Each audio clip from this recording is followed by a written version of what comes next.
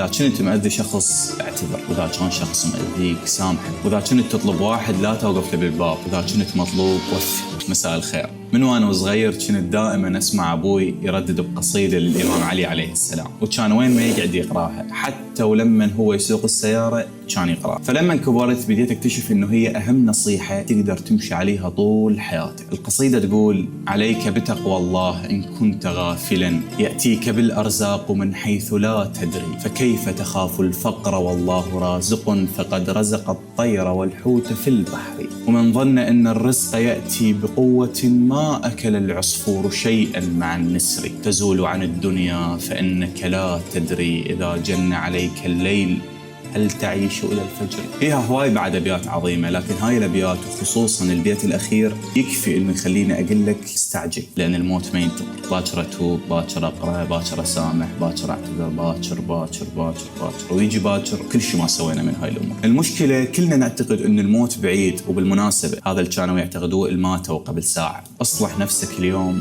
لأن احتمال ماكو باكر. مو خطأ نعيش حياة متناسبنا، لكن الخطأ هو إنه ما نحاول نغيرها.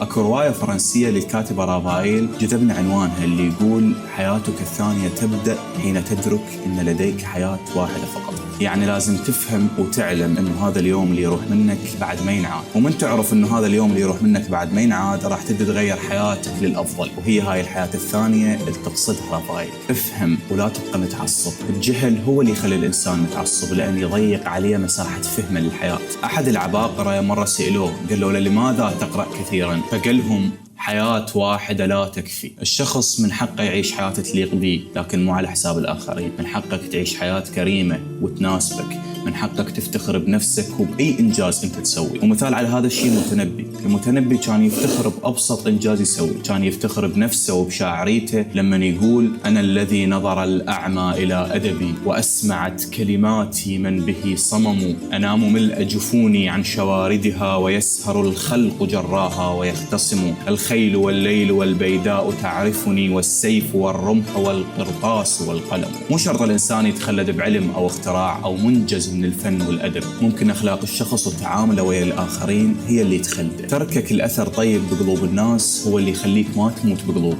خليك قدوة للناس اللي يحبوك وتحبهم. وأعرف هذا الشيء صعب، لأن حتى أنا جاي أقول لك هذا الشيء ما قادر لليوم أكون هيك، بس على الأقل ولو محاول. وخليك فاهم إنه الفشل مو يعني الخطأ، الفشل هو عدم المحاولة. إذا كنت مأذي شخص اعتذر، وإذا كان شخص مأذيك سامحه، وإذا كنت تطلب واحد لا توقف له بالباب، وإذا كنت مطلوب وفي. وبالمناسبة مو ضروري يكون الدين بفلوس. فإن أحاديث الحبيب مدامي،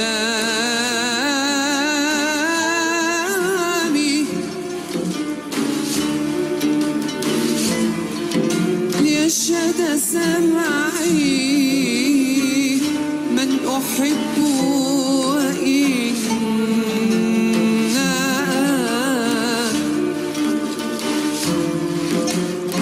بطيف منام